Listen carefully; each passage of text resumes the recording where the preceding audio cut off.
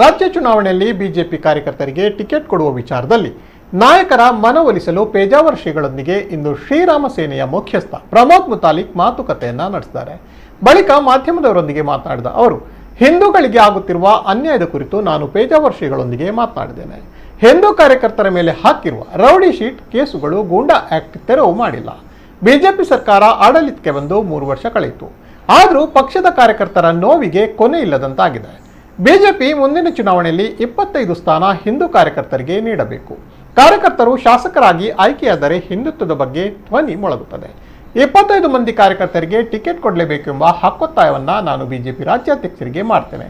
BJP ಪಕ್ಷದ ಸಲುವಾಗಿ ನಾವು ಬೆವರು ರಕ್ತವನ್ನ ಸುರಿಸಿದ್ದೇವೆ. ಕಾರ್ಯಕರ್ತರ ಈ ಬೇಡಿಕೆಯನ್ನ ಪಕ್ಷ ಪೂರೈಸಲೇಬೇಕು. ಈ ವಿಚಾರದಲ್ಲಿ ಶ್ರೀಗಳು ಸಕಾರಾತ್ಮಕವಾಗಿ ಸ್ಪಂದಿಸಿದ್ದಾರೆ ಎಂದರು. ಈ ಬಾರಿಯ ಬರುವಂತಹ ಚುನಾವಣೆಯಲ್ಲಿ 25 ಸೀಟನ್ನು ಬಿಜೆಪಿಯವರು ಹಿಂದೂ ಕಾರ್ಯಕರ್ತರಿಗೆ, ಹಿಂದೂ ಹೋರಾಟಗಾರರಿಗೆ, ಹಿಂದೂ ಸಂಘಟಕರಿಗೆ ಕೊಡಬೇಕು. ಆವಾಗ ಈ ರೀತಿಯ ಹಿಂದುತ್ವದ ಸಂಬಂಧಪಟ್ಟಾಗೆ ಈ 25 ಏನು ಕಾರ್ಯಕರ್ತರಿರ್ತಾರೆ, ಮೊದಲನೇ ಆದ್ಯತೆ ಹಿಂದುತ್ವಕ್ಕಾಗಿ ಕೊಟ್ಟು ಅವರು ಕಾರ್ಯವನ್ನು ಮಾಡುವಂಥದ್ದು ನಿಶ್ಚಯ ಮಾಡ್ತಾರೆ.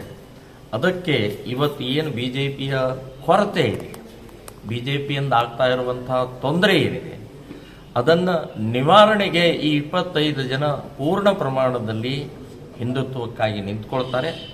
ಅದಕ್ಕೆ ನಾನು ಬಿಜೆಪಿಯ ರಾಜ್ಯ ಅಧ್ಯಕ್ಷರಿಗೆ, ಬಿಜೆಪಿಯ ಸಂಬಂಧಪಟ್ಟಂಥ ಎಲ್ಲ ಪದಾಧಿಕಾರಿಗಳಿಗೆ ನಾನು ವಿನಂತಿ ಮಾಡ್ತಾ ಇದ್ದೀನಿ, 25 ಸೀಟ್ ಈ ಬಾರಿ ನೀವು ಕೊಡಲೇಬೇಕು ಅಂತನ್ನುವಂಥದ್ದು